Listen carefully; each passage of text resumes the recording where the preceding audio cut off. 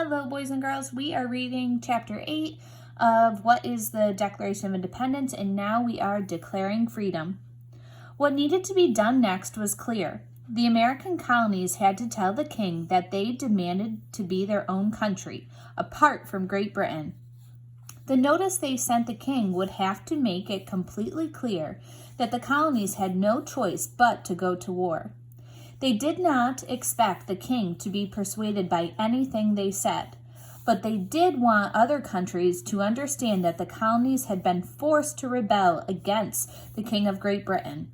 But who was best suited to write something so important and dangerous?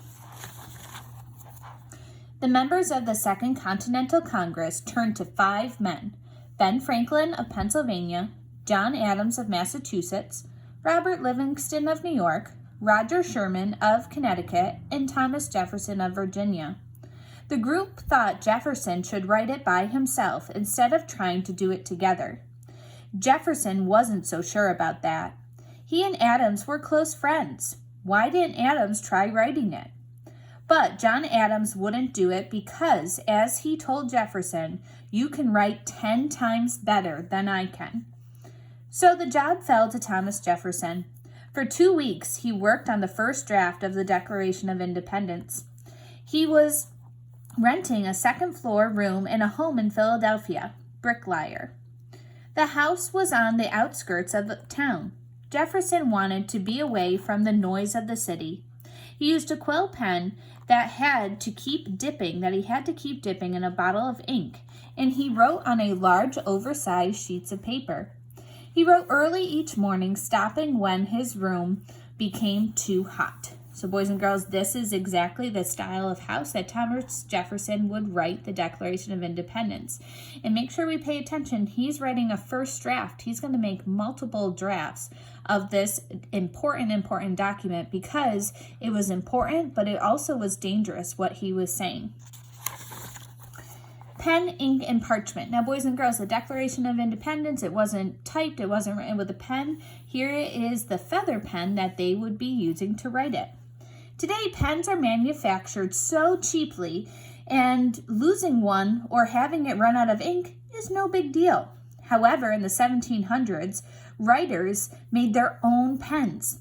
They used a quill, one of the large feathers from a wing of the tail of a bird. The quills from geese, crows, or swans were commonly used. Thomas Jefferson owned special geese, so he'd never run out of supplies. The tip of the quill was sharpened with a knife to make it a pen point. And then the quill was dipped in ink. Ink was made from all kinds of things, like berry juice or even from soot from the fireplace. The signers of the Declaration used iron gall ink from metal and from plants. Important documents weren't written on paper but on parchment, which was made from the dried animal skin. The Declaration of Independence is on display in the Library of Congress, is on parchment. Rich colonists who didn't want to make writing supplies by hand could buy them from a shopkeeper. Traders often sold fancy European quills, inks, and parchment at local seaports. So again, boys and girls, this was a big deal to write this and to write it the correct way because they didn't have endless supplies. Later in the day, Jefferson spent time with other delegates from across the colonies. Even though he was a kind and quiet man, Jefferson talked a lot about the Declaration. With his friends Franklin and Adams, he frequently discussed exactly what needed to be included. Now, boys and girls, we have a huge chunk of pictures, and I'll do a whole separate video looking at the pictures after this chapter. There's a lot of them, so bear with me. Sometimes, when he returned in the evening to his room, Jefferson would crumple up what he had written before and start over. The Declaration would start a war. Jefferson understood that his fellow colonists would die because of his words. Jefferson was a scholar, a man of learning. He had read many books and had written many papers on various subjects.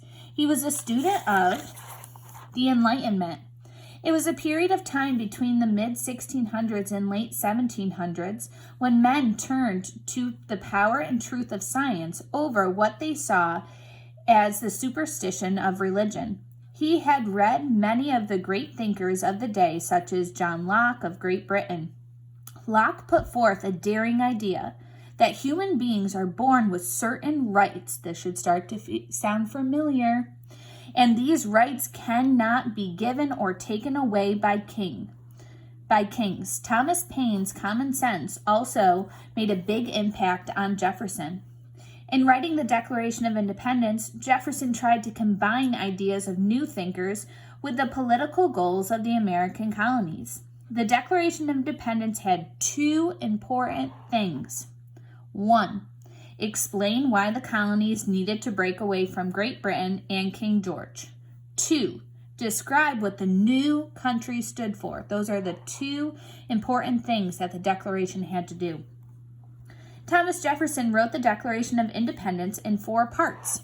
And here's a little bit more of what you guys have been seeing in this week's work. The first part was an introduction explaining that the Declaration would show why the colonies needed to be free.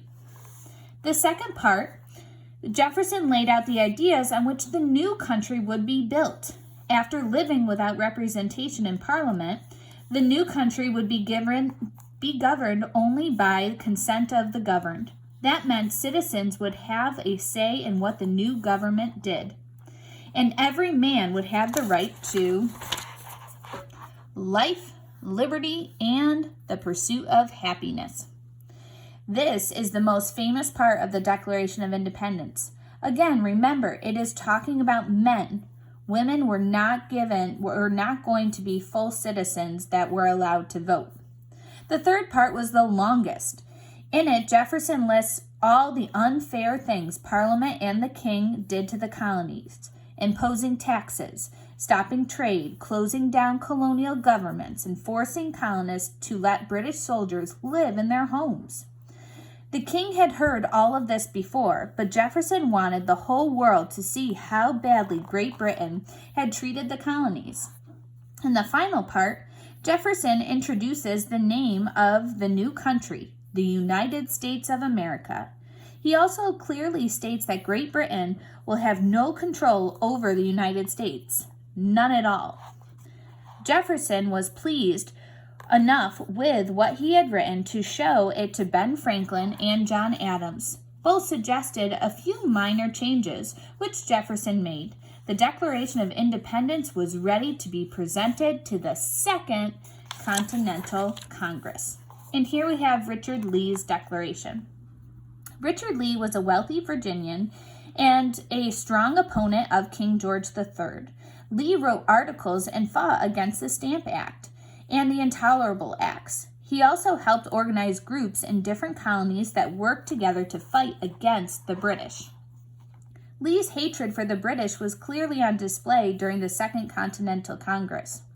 On June 7, 1776, Lee proposed the following: Resolved that these united colonies are, and of right ought to be, free, independent states, that they are absolved from all allegiance to the British Crown, and that all political connection between them and the state of Great Britain is and ought to be dissolved. So he's really saying, boys and girls, that every connection to Great Britain should be done, should be over with, and the colonies should be free and independent.